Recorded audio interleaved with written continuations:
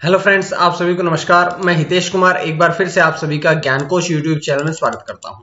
देखिएगा, आज हम पढ़ेंगे मूल विधियों की 11वीं क्लास। इससे पहले 10 क्लासेस हम मूल विधियों की पढ़ चुके हैं। सबका लिंक डिस्क्रिप्शन में दिया हुआ है, आप लोग पढ़ सकते हैं। आज की जो 11वीं क्लास होने वाली है, ये बहुत ही इंपॉर्टेंट टॉपिक है। इसका नाम रहेगा आज सूचना का अधिकार अधिनियम 2005। सूचना का अधिकार अधिनियम 2005 है। यहां से आपके एग्जाम में 2 प्रश्न जरूर पूछे जाएंगे। तो चलिए बात करते हैं आज की वीडियो के बारे में पूरी। अब वीडियो शुरू करने से पहले आज की जो वीडियो है, इस वीडियो का पीडीएफ अगर आपको डाउनलोड करना है तो इसके लिए आप ज्ञानकोश फेसबुक पेज, टेलीग्राम चैनल या व्हाट्सएप ग्रुप से डाउनलोड कर सकते हैं, जिनका लिंक डिस्क्रिप्शन में दिया हुआ है। अब हम बात करेंगे सूचना के अधिकार अधिनियम 2005 की। तो यहां से हम बात करते हैं। देखिएगा, सूचना का अधिकार जो है, इसे अंग्रेजी में राइट टू इन्फॉर्म कहा जाता है, जिसका हिंदी में रूपांतरण होता है सूचना पाने का अधिकार। देखिएगा, आपने बहुत बार ऐसा सुना होगा कि हम उसके खिलाफ आरटीआई लगा देते हैं। आरटीआई का मतलब ही क्या है? आरटीआई का मतलब ये होता है कि राइट टू इंफॉर्मेशन। तो ये बात आपने समझनी है। उसके बाद जो सूचना अधिकार कानून लागू करने वाला राष्ट्र अपने नागरिकों को प्रदान करता है, यानी कि वे सूचना के सभी अधिकार जो एक देश के द्वारा अपने नागरिकों को प्रदान किए जाते हैं, वो सारे के सारे सूचना के अधिकार के अंतर्गत आते हैं। अब सूचना के अधिकार के द्वारा राष्ट्र यानी कि देश अपने नागरिकों को अपनी कार्य प्रणाली और शासन प्रणाली को सार्वजनिक करता है। यानी कि इन अधिकारों के द्वारा ही जो देश है वो अपने लोगों के सामने, अपने देश के नागरिकों के सामने अपने शासन प्रणाली और कार्य प्रणाली की पारदर्शिता सामने प्रकट करता है। इसके लिए सरकार ने एक अधिनियम का भी गठन किया गया है। बात करते हैं इस अधिनियम का नाम क्या है। इसी अधिनियम का तो नाम सूचना का अधिकार है। इसी अधिनियम का तो नाम सूचना का अधिकार अधिनियम 2005 है।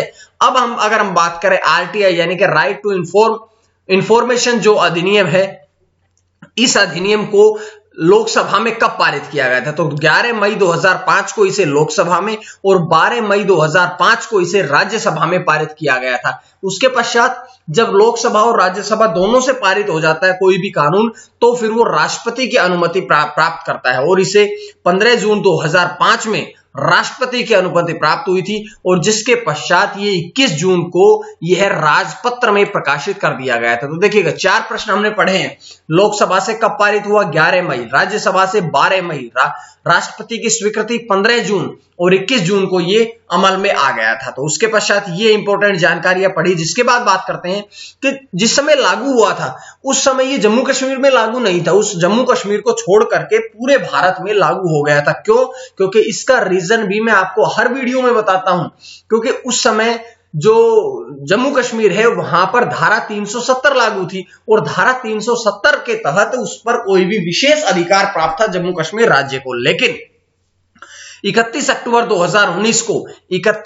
2019 को जम्मू कश्मीर का राज्य का दर्जा समाप्त कर दिया गया था और उसके 2 केंद्र शासित प्रदेश बना दिए गए थे, जिसके बाद ये कानून जो है ये जम्मू कश्मीर में भी लागू हो गया था। बात करेंगे इस अधिनियम में कितने अध्याय हैं? तो 6 अध्याय हैं। धाराएं कितनी है? तो 31 धाराएं हैं। और अनुसूचियां कितनी है? तो 2 अनुसूचियां हैं। तो यहां से नया प्रश्न मिला आपको कि 31 अक्टूबर 2019 को जम्मू कश्मीर में लागू हुआ, यानी कि पूरे भारत में लागू हुआ उस दिन से। इसमें अध्याय कितने हैं? 6। धाराएं कितनी है? 31। अनुसूचियां कितनी है? 2। और अगर हम बात करें केंद्रीय सूचना आयोग का जो हेडक्वार्टर है, मुख्यालय कहां पे है? तो इसका मुख्यालय नई दिल्ली में है। बात करेंगे कि केंद्रीय सूचना आयुक्त का कार्यकाल कितने वर्ष का होता है? तो इसका कार्यकाल जो है वो 5 वर्ष का होता है। लेकिन अगर जो उस पद पर बैठा है व्यक्ति, उसकी उम्र 5 वर्ष होने से, उसका कार्यकाल 5 वर्ष होने से पहले ही, और यदि उसकी उम्र 65 वर्ष हो जाती है तो दोनों में से जो चीज पहले होती है, यानी कि 5 वर्ष पहले होती है तो वो अपने पद से समाप्त हो जाएगा। उसके पश्चात यदि 65 वर्ष उसकी उम्र हो जाती है तो वो अपने पद को त्याग देता है। तो ये सारी बातें हैं, आपने दोनों चीजें समझनी है। और केंद्रीय सूचना आयुक्त जो होता है उसकी नियुक्ति किसके द्वारा करी जाती है? तो देश के राष्ट्रपति के द्वारा। देश के राष्ट्रपति के द्वारा केंद्रीय सूचना आयुक्त जो है उसकी नियुक्ति भी करी जाती है। बात करेंगे कि सूचना का अधिकार अधिनियम 2005 है, ये कितने चरणों में लागू हुआ था? तो ये जो अधिनियम है ये देश में 2 चरणों में लागू हुआ था। कैसे? पहला चरण तो इसको 15 जून द्वारा राष्ट्रपति की जैसे स्वीकृति मिली उसके पश्चात लागू हो गई। कौन कौन सी धाराएं? तो धारा नंबर 4, 5, 12, 13, 15, 16, 24, 27 तथा 28 ये धाराएं तो है कि राष्ट्रपति की स्वीकृति प्राप्त हुई और उसी दिन से ये लागू हो गई। लेकिन उसके पश्चात दूसरा जो चरण था इसका, यानी कि बचा हुआ शेष भाग जो था वो 12 अक्टूबर 2005 को लागू हुआ ही था। यानी कि हम ये कह सकते हैं कि पूरी तरह से ये जो कानून है ये कब लागू हुआ था, तो पूरी तरह से ये कानून 12 अक्टूबर 2005 को लागू हुआ था। तो ये सारी बातें मैंने आपको बता दी है। उसके बाद बढ़ते हैं आगे कि इस अधिनियम के सूचना के अधिकार अधिनियम 2005 के मुख्य उद्देश्य क्या है। तो इस अधिनियम के जो मुख्य उद्देश्य है वो कौन कौन से हैं, बात करते हैं। देखिएगा, सबसे पहले तो नागरिकों के सूचना के अधिकारों के व्यवहारिक शासन पद्धति करना, यानी कि जो नागरिक है उनको पता होना चाहिए कि किस प्रकार से हमारे ऊपर शासन पद्धति होती है, किस प्रकार से जो सरकार है वो हमारे ऊपर शासन करती है। दूसरी बात है कि जो लोक प्राधिकारी होते हैं इनके नियंत्रण अधीन सूचना तक पहुंचने को सुरक्षित करना। उसके बाद है कि प्रत्येक लोक प्राधिकारी के कार्य में पारदर्शिता लाना। देखिएगा, मुख्य बात तो यही है कि प्रत्येक व्यक्ति के, प्रत्येक सरकारी हो या गैर सरकारी व्यक्ति हो, उसके कार्य में पारदर्शिता लाना, यानी कि छुपा करके कोई कार्य नहीं किया जाएगा, उसके कार्य में पारदर्शिता लाना ही इस अधिनियम का मुख्य उद्देश्य है। बात करते हैं कि राज्य सूचना आयोग का गठन करना के, ये तो केंद्रीय सूचना आयोग है, लेकिन ये अपने अधीन प्रत्येक राज्य में राज्य सूचना आयोग का भी गठन करता है। और इसके साथ साथ में प्रत्येक नागरिक को सूचना के अधिकार से अवगत कराना, जो सूचना का अधिकार होता है उससे प्रत्येक नागरिक को, प्रत्येक देश के नागरिक को अवगत कराना भी इसका मुख्य कार्य है। बात करते हैं इसके आगे कि इसकी प्रमुख धाराओं की तरफ एक एक करके पढ़ते हैं। तो देखिएगा, सबसे पहली धारा के बारे में मैंने आपसे बता रखा है कि पहली धारा में उसी अधिनियम से संबंधित बातें होंगी, उसके विस्तार का वर्णन किया जाएगा। दूसरी धारा में शब्दावलियों को व्यक्त किया जाता है। तो इसके अधिनियम की दूसरी धारा में भी कुछ शब्दावलियों को व्यक्त किया गया है। कौन कौन सी शब्दावलियां हैं, बात करते हैं। सबसे पहला है कि समुचित सरकार। तो धारा 2 क भाग में समुचित सरकार को दर्शाया गया है। समुचित सरकार के अंतर्गत क्या आता है कि राज्य सरकार और केंद्र सरकार। देखिए, समुचित शब्द का मतलब ये होता है कि पूरा समूचा, पूरा का पूरी सरकार, यानी कि इसमें राज्य सरकार भी शामिल रहेगी और दूसरी क्या होगी, केंद्र सरकार भी इसमें शामिल रहेगी। बात करेंगे कि इसी के अधिनियम धारा 2 में ही एक और प्रावधान किया गया है कि सक्षम प्राधिकारी का मतलब क्या होता है कि उच्चतम न्यायालय की दशा में भारत का मुख्य न्यायाधीश होना चाहिए सक्षम अधिकारी, या लोकसभा के अध्यक्ष, विधानसभा या जिस संघ राज्य में विधानसभा है वहां का अध्यक्ष और राज्यसभा या विधानसभा परिषद का सभापति हो सकता है। संविधान के अनुच्छेद 239 के अधीन नियुक्त प्रशासक भी हो सकता है। किसी उच्च न्यायालय का मुख्य न्यायाधीश भी सक्षम प्राधिकारी हो सकता है। संविधान द्वारा स्थापित अन्य पदाधिकारियों की दशा में यथास्थिति राष्ट्रपति या राज्यपाल जो है वे भी सक्षम प्राधिकारी हो सकते हैं। बात करते हैं इसके आगे कि सूचना का अधिकार। देखिएगा, इसी शब्दावली का अर्थ क्या है, तो इसी धारा 2 में ही यह बताया गया है कि सूचना के अधिकार का अर्थ होता है कि ऐसा अधिकार जो इस अधिनियम के अंतर्गत पहुंचने योग्य सूचना का जो लोक प्राधिकारी द्वारा या लोक प्राधिकारी के नियंत्रण अधीन क्षेत्र होता है। ये लोक नहीं है, ये लोक प्राधिकारी है। लोक मतलब लोगों के, जन प्राधिकारी कह सकते हैं इसे, तो इसके अंतर्गत आता है। तीसरा पक्षकार कौन सा होता है कि धारा 2 में ही इसके तीसरे पक्षकार को भी शामिल किया गया है, जो सूचना के लिए अनुरोध करने वाले व्यक्ति से अलग कोई भी व्यक्ति होता है। इसके अंतर्गत लोक प्राधिकारी भी आ सकते हैं। ठीक है, बात करते हैं आगे। धारा 4 क्या कहती है, तो धारा 4 ये कहती है कि प्रत्येक लोक प्राधिकारी का वर्णन करती है। मतलब यह है कि प्रत्येक लोक प्राधिकारी का कार्य है कि वह अपने सभी अभिलेखों को सुरक्षित रखे। जितने भी आप डाटा रिकॉर्ड्स रखते हैं उन सभी को सुरक्षित रखना अनिवार्य है। कभी भी किसी भी डाटा की आवश्यकता पड़ सकती है, इसलिए प्रत्येक डाटा को आपने सेव करके रखना भी आवश्यक है। बात करते हैं उसके बारे में आगे कि इस अधिनियम के अधीन सभी सूचनाओं को सुलभ मतलब आसान बनाया चाहिए कि ये इस अधिनियम के तहत जितनी भी सूचनाएं होती है उन सभी को आसान बनाए ताकि लोगों तक उनकी पहुंच आसान बन सके। उसके बाद कंप्यूटरीकृत अभिलेख तथा विभिन्न प्रणालियों पर पूरे देश में संचार के माध्यम से संबंध हो। कि ऐसा नहीं है कि आप सारी चीजों को डिजिटलाइजेशन करिएगा उनका, अगर डिजिटल होंगी तो उन सभी चीजों का, उन सभी रिकॉर्ड का पूरे देश में कहीं से भी उनकी सर्च करी जा सकती है, कहीं से भी उनको देखा जा सकता है, कहीं से भी उनकी सब जानकारियां प्राप्त करी जा सकती है। तो उनका कंप्यूटराइज होना भी जरूरी है। बात करेंगे आगे कि प्रत्येक सूचना को विस्तृत रूप से प्रकाशित किया जाए, प्रसारित किया जाए, ताकि वे जनता तक आसानी से पहुंच जाए। अब जो भी नियम कानून बनाए जाते हैं उन्हें विस्तृत यानी कि बड़े पैमाने पर प्रसारित किया जाना चाहिए, और अगर बड़े पैमाने पर वे प्रसारित करे जाएंगे तो आम जनता जो है, जो आम लोग हैं, उन तक उन सभी कानूनों की, सूचनाओं की पहुंच जो है वो आसान हो जाएगी। प्रत्येक व्यक्ति उसका आसानी से लाभ उठा सकेगा। इसके बाद बात करते हैं कि कुछ अन्य प्रमुख बातें हैं इसके बारे में। जैसे अभी धाराओं पे आगे चलेंगे हम, लेकिन थोड़ी बातें और इंपॉर्टेंट करेंगे उससे पहले कि कुछ अन्य प्रमुख बातें यह है कि यदि कोई नागरिक जो इस अधिनियम से संबंधित सूचना प्राप्त करना चाहता है तो वह लोक प्राधिकारी से संबंधित केंद्रीय सूचना अधिकारी से हिंदी या अंग्रेजी या किसी अन्य क्षेत्रीय भाषा में लिखित रूप से या इलेक्ट्रॉनिक माध्यम से व्यक्तिगत रूप से कार्यालय में भेज सकता है। यानी कि किसी भी व्यक्ति को उनसे संबंधित सूचना प्राप्त करनी है तो वो किसी भी माध्यम से, चाहे इलेक्ट्रॉनिक माध्यम से, यानी कि जो आपका इलेक्ट्रॉनिक माध्यम का मतलब कहेंगे कि मोबाइल से, लैपटॉप से, मेल करके, किसी भी प्रकार से भेज सकता है।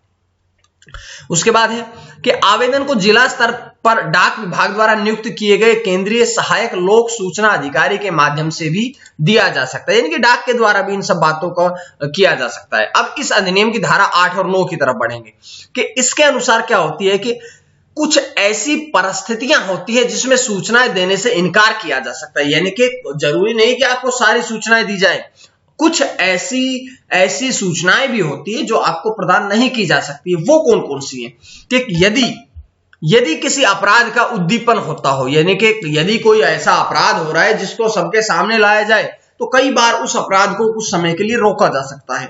दूसरी बात है विदेशी सरकार से विश्वास में प्राप्त सूचना। कई ऐसी सूचनाएं होती है जो दूसरी सरकार ने, दूसरे देश की सरकार ने हमारी सरकार को सौंप दी है, तो ऐसी सूचनाओं को सबके समक्ष प्रस्तुत करना जरूरी नहीं है। अगली बात है कि विश्वासिक नातेदार का उपलब्ध सूचना, ठीक है, यानी कि कोई विश्वसनीय व्यक्ति होता है उनसे प्राप्त जो सूचनाएं होती है वो भी गुप्त रखी जा सकती है। उसके बाद देश की प्रभुता, अखंडता, राज्य की सुरक्षा, आर्थिक हित आदि पर जब कोई गलत प्रभाव पड़ता है तो ऐसी सूचनाएं देश के लोगों को, आम जनता को प्रदर्शित नहीं की जाती है। ध्यान रखिएगा कि जो सूचनाएं देश की प्रभुता और अखंडता को क्षति पहुंचाए, नुकसान पहुंचाए, उन सब सूचनाओं को सबसे साझा नहीं किया जाता है। ऐसे ही राज्य सरकार के साथ होता है कि राज्य की सुरक्षा है, आर्थिक हित, जब हितों का टकराव होता है दो राज्यों के बीच में तो ऐसी सूचनाओं को भी लोगों तक पहुंचाना जरूरी नहीं माना जाता है। यह धारा 8 और 9 के अंतर्गत बताया गया है। अब इसके अंतर्गत क्या आता है कि केंद्रीय सूचना आयोग यानी कि धारा 12 के अनुसार केंद्र सरकार केंद्रीय सूचना आयोग का गठन कर सकती है। और केंद्रीय सूचना आयोग का मुख्यालय कहां पे होगा? इसका मुख्यालय नई दिल्ली में होगा। ये बात मैं शुरू में ही बता चुका हूं।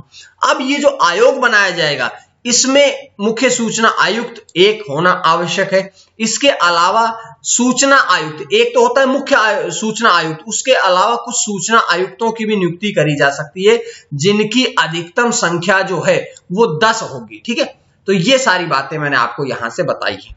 उसके बाद सूचना आयुक्त और मुख्य सूचना आयुक्त है, इन दोनों की नियुक्ति कौन करेगा? राष्ट्रपति करेगा। देश के राष्ट्रपति के द्वारा ही सूचना आयुक्त और मुख्य सूचना आयुक्त की नियुक्ति करी जाएगी। इनकी नियुक्ति के लिए जो समिति बनती है उस समिति में कौन कौन शामिल होता है? देखिए, नियुक्ति तो राष्ट्रपति करता है लेकिन उसके लिए चयन के लिए एक समिति बनाई जाती है। और इस समिति में कौन कौन शामिल होते हैं? सबसे पहले है कि समिति के अध्यक्ष के रूप में देश का प्रधानमंत्री। दूसरी बात कि लोकसभा में विपक्ष का नेता भी इस समिति में होना आवश्यक है। तीसरी बात है कि प्रधानमंत्री द्वारा सुझाया हुआ एक संघ परिमंडल का मंत्री भी होना चाहिए, कि जो संघ मंत्रिमंडल होता है इस संघ मंत्रिमंडल का एक मंत्री भी शामिल होगा। वो मंत्री कौन होगा? जिस मंत्री की सिफारिश जो है वो देश का प्रधानमंत्री करता है। तो ऐसी समिति वो बनाई जाएगी। उसके बाद कि केंद्रीय सूचना आयोग के कार्यों का निर्देशन, प्रबंधन, और अधीक्षण सदैव मुख्य सूचना आयुक्त द्वारा ही किया जाता है। इंपॉर्टेंट बात थी। उसके बाद बात करते हैं आगे कि केंद्र सरकार की सहमति से या पूर्व अनुमोदन से, पूर्व अनुमोदन का मतलब है कि पहले उनको जानकारी दे करके भारत के अन्य स्थानों पर भी आयोग का कार्यालय स्थापित किया जा सकता है। जरूरी नहीं है कि एक स्थान पर भाई नई दिल्ली में उसका कार्यालय होगा, लेकिन केंद्र सरकार की सहमति से उसे पहले बता करके इसके अन्य जगह पर भी कार्यालय हो सकते हैं, लेकिन मुख्य कार्यालय जो है वो आपका नई दिल्ली में ही रहेगा। बात करते हैं धारा 13 क्या कहती है कि धारा 13 के अनुसार मुख्य सूचना आयुक्त जो है वो केंद्र सरकार के आदेश तक अपने पद पर रहेगा, लेकिन यदि 65 वर्ष पहले हो सकती है तो वो 65 वर्ष की उम्र में भी अपने पद से त्यागपत्र देगा। ये बात मैं आपको पहले बता चुका हूं। उसके बाद अधिनियम की धारा 14 में देखिएगा, अधिनियम की धारा 14 के अनुसार मुख्य सूचना आयुक्त जो होता है वह या उसके अलावा जो अन्य सूचना आयुक्त होते हैं उनको राष्ट्रपति द्वारा साबित कदाचार या असमर्थता के आधार पर हटाया जा सकता है। यानी कि उन्हें धारा 14 के अनुसार उन्हें किसी भी कारण, मतलब ऐसा कोई कारण रहे कि उनकी असमर्थता दिखाई देने लगे वहां पर, तो उनको उनके पद से हटाया जा सकता है। ये हटाने का काम भी कौन करेगा?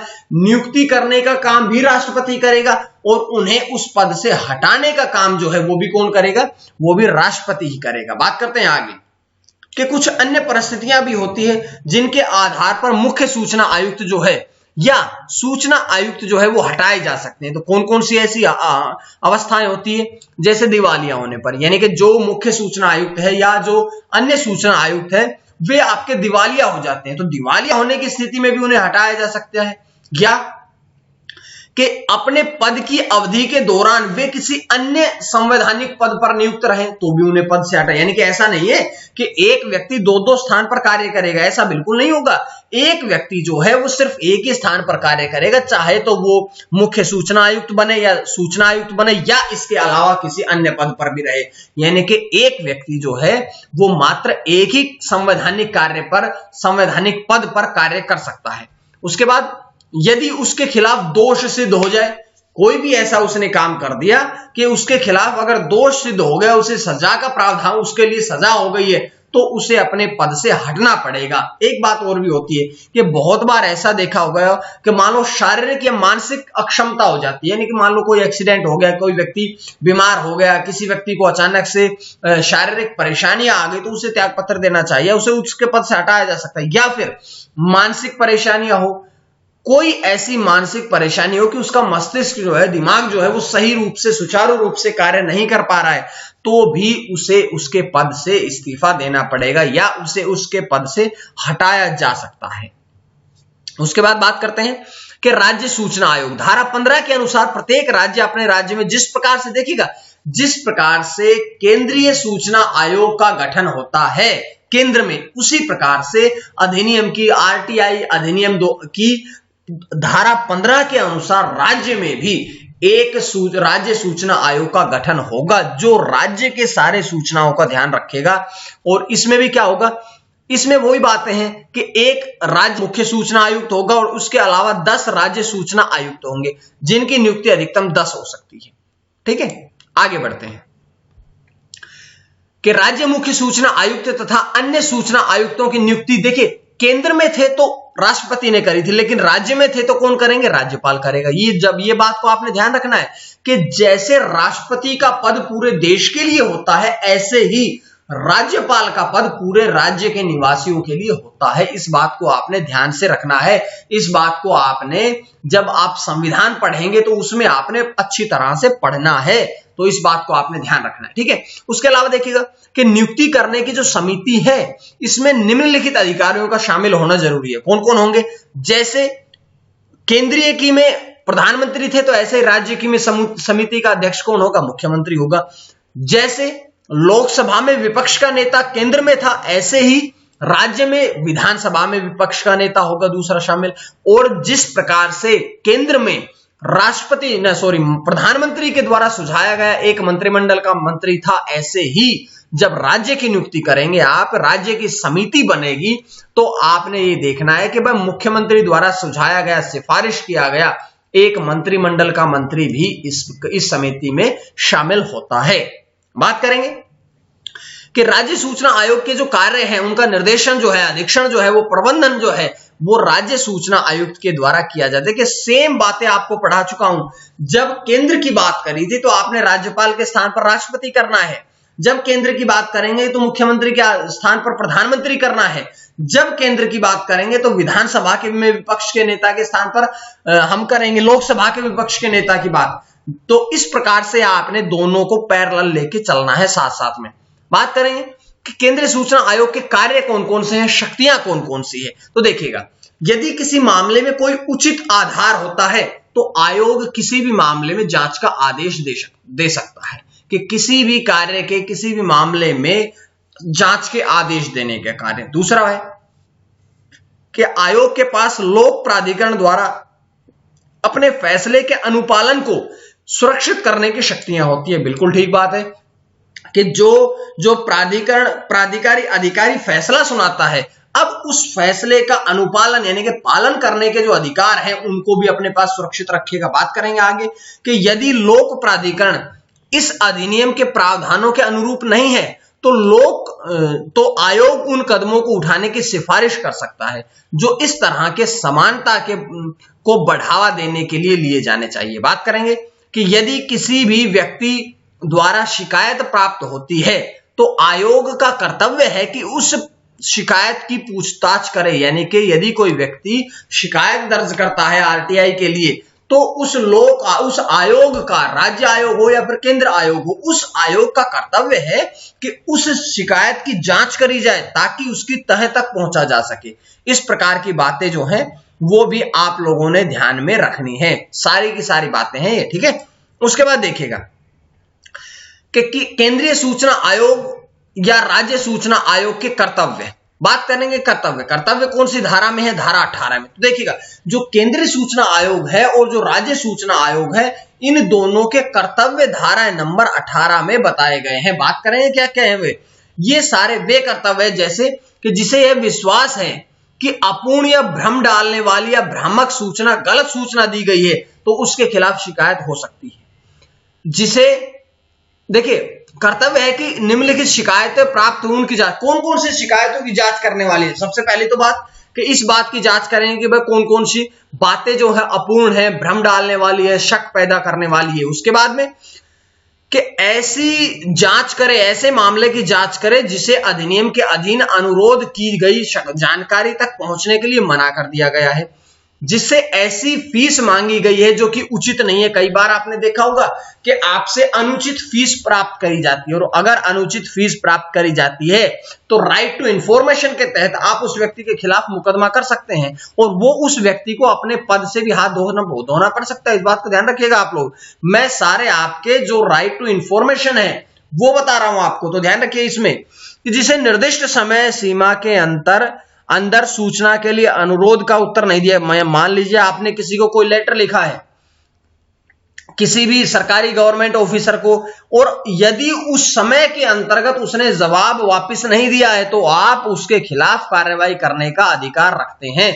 इस बात का भी आपने इस बात को ध्यान रखना है। उसके बाद कौन कौन सी बातें हैं, उसके बाद ये बातें आती हैं कि सूचना आयोग को जांच करते समय वही शक्तियां प्राप्त होंगी जो कि न्यायालय में प्राप्त होती है। यानी कि जो सूचना आयोग है इसे भी बिल्कुल मजिस्ट्रेट के समान या न्यायालय के समान या कोर्ट के समान ही शक्तियां प्राप्त होती है। वे शक्तियां कौन कौन सी होती है कि दस्तावेजों के निरीक्षण करने की शक्ति है, कि जितने भी आप दस्तावेज प्रस्तुत करते हैं, रिकॉर्ड प्रस्तुत करते हैं, उनकी जांच करवाने की शक्तियां। दूसरी कि किसी व्यक्ति को सम्मान करना, उसे उपस्थित कराना या शपथ सम्मान नहीं सम्मन है कि किसी भी व्यक्ति को सम्मन भेजना, उसे कोर्ट में या ऐसा कहिएगा कि न्यायालय में या उसे आयोग में प्रस्तुत करना या उसे शपथ पर साक्ष्य दिलाना भी इसमें शामिल होता है। उसके बाद बात करेंगे कि किसी न्यायालय या किसी संस्था से लोग अभिलेख या उसकी प्रतियां मंगवा सकते हैं। जैसे कि कोई भी पहले जांच करी जा चुकी हो या कोई ऐसी संस्था हो, वहां से इनके अभिलेख रिकॉर्ड्स की जांच करवाना, फोटोकॉपी मंगवाना, ये सब भी इसके अंतर्गत आते हैं। इसके बाद अन्य कोई उचित विषय भी जिसके अंतर्गत सुगम, यानी कि कोई भी ऐसा विषय हो जिसके अंतर्गत आपको ये लगे कि ये सुनवाई में आसान रहेगी इसके द्वारा, तो आप उन सबको मंगवा सकते हैं। उसके बाद बात करते हैं कि सूचना के अधिनियम सूचना अधिकार अधिनियम 2005 की धारा नंबर 19 क्या कहती है? तो इस अधिनियम की धारा 19 ये कहती है कि इसके अनुसार यदि आवेदनकर्ता जन सूचना अधिकारी के फैसले से संतुष्ट नहीं है तो वह जन सूचना अधिकारी के निर्णय की प्राप्ति के 30 दिनों के अंतर्गत जो है वो अपनी अपील दर्ज करा सकता है। बहुत बार ऐसा हो सकता है कि जो जन सूचना अधिकारी है इसने कोई फैसला सुना दिया और आप उस फैसले से संतुष्ट नहीं है, तो आप क्या करेंगे कि आप उसके खिलाफ भी, आप उसके द्वारा उसके उस निर्णय को प्राप्त करने के पश्चात भी 30 दिनों के अंदर अपनी जो आगे की कार्यवाही जो है वो अपनी अपील जो है, दलील जो है वो कोर्ट में पेश कर सकते हैं। और ये अपील ऐसे अधिकारी को दी जाएगी जो लोक प्राधिकारी में लोक सूचना आयोग के रैंक से ऊपर का है, यानी कि इनके ऊपर की जो रैंक का अधिकारी रहेगा, इन जन सूचना अधिकारी से ऊपर की रैंक का जो व्यक्ति रहेगा, आप उसे अपनी सूचना या अपनी कार्रवाई जमा कर सकते हैं। बात करेंगे कि दूसरी अपील करनी है तो पहली तारीख से 90 दिन के अंदर अंदर केंद्रीय सूचना आयोग या राज्य सूचना आयोग को करनी होगी। कि अगर मान लो इसके बाद भी आप अपनी सूचना जारी करना चाहते हैं, अपील करना चाहते हैं, आप संतुष्ट नहीं है फैसले से, तो आप केंद्रीय सूचना आयोग या राज्य सूचना आयोग को 90 दिन के अंदर अंदर उसकी सूचनाएं जो है वो दे सकते हैं। तो ये बातें मैंने आपको आज बताई है। उसके बाद बात करेंगे कुछ और एक दो धाराएं मैं आपको पढ़ा देता हूं कि धारा 24 क्या कहती है। धारा 24 जो है इसमें निगमित कंपनियां या गैर सरकारी संगठन या विदेशी संगठन है इस अधिनियम के अनुसार सूचना प्राप्त नहीं कर सकते। धारा 27 के अंतर्गत केंद्रीय सरकार नियम गठित कर सकती है, नए नियमों को बना सकती है। सरकार ये देखे कि लोगों को आवश्यकता है तो वह नए नियमों को बना सकती है। साथ साथ में धारा 28 में इसके अंतर्गत सक्षम प्राधिकारी नए नियमों को भी गठित कर सकते हैं। तो ये थी, हमने राइट टू इन्फॉर्म आरटीआई नियम 2000 एक्ट 2005 के बारे में पूरी जानकारियां पढ़ी है। उम्मीद है आपको पसंद आई होगी। और अगर आपको वीडियो पसंद आई है, इसका पीडीएफ चाहिए, तो इसके पीडीएफ के लिए आप ज्ञानकोश ऐप को डाउनलोड करें, फेसबुक पेज को डाउनलोड करें, टेलीग्राम चैनल को या व्हाट्सएप ग्रुप को ज्वाइन करें ताकि आपको सबके पीडीएफ मिलते रहें। सबका लिंक डिस्क्रिप्शन में दिया हुआ है।